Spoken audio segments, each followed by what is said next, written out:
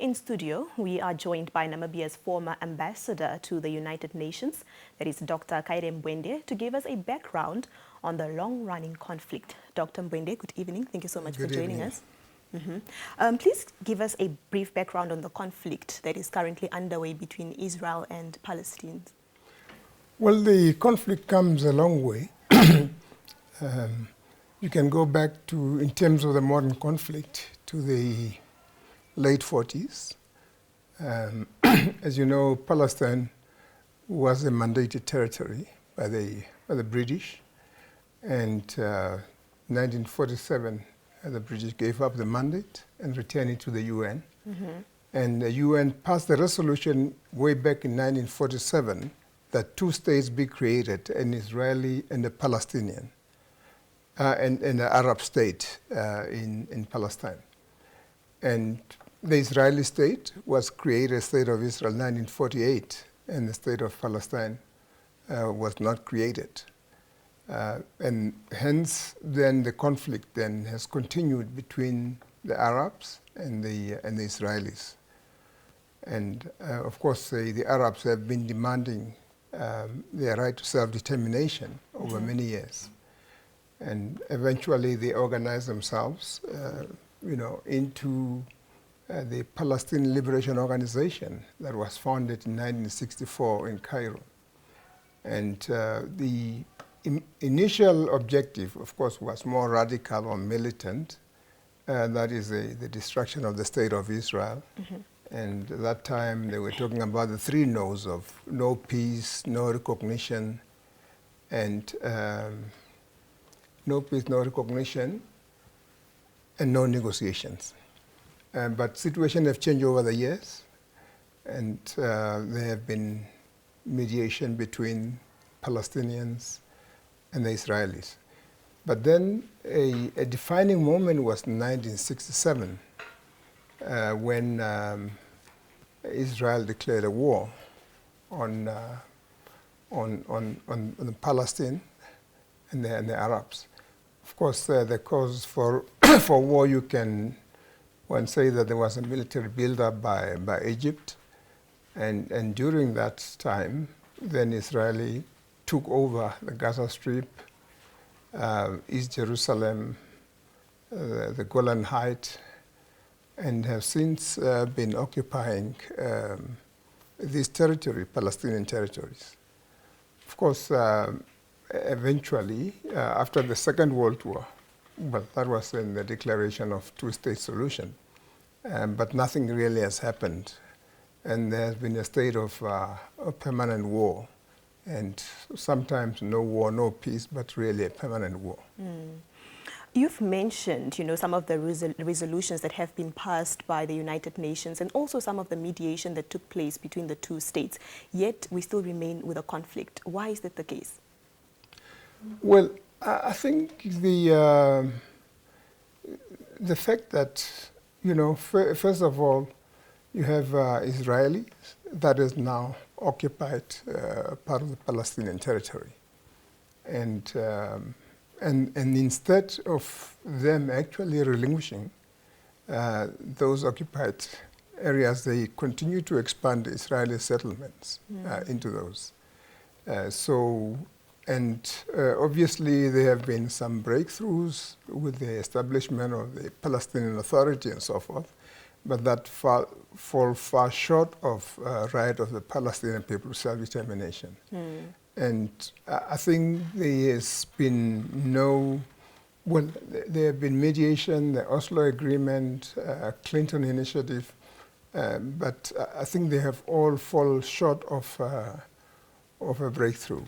The critical issue in any negotiation is the issue of confidence building. And if there's no trust between the two, then it's difficult to have a breakthrough in the negotiations. Yeah. What prompted, the Hamas, or could have led to this unprecedented attack? Yeah, well, you can't reduce it to one single denominator, because you have a general situation of war, the blockade, which has lasted now 16 years. Of course, Hamas saying the killing of Palestinian women and of course the consecration of the mosque. Now the mosque is very important both for the Israelis, which they call Temple Mountain, and then and of course the Palestinians. And the consecration of holy sites for them, it's a big issue. But generally, it should be read against the broad political and economic situation, even though there's always something that sparks the attack at a particular point in time. But I think on a whole, is really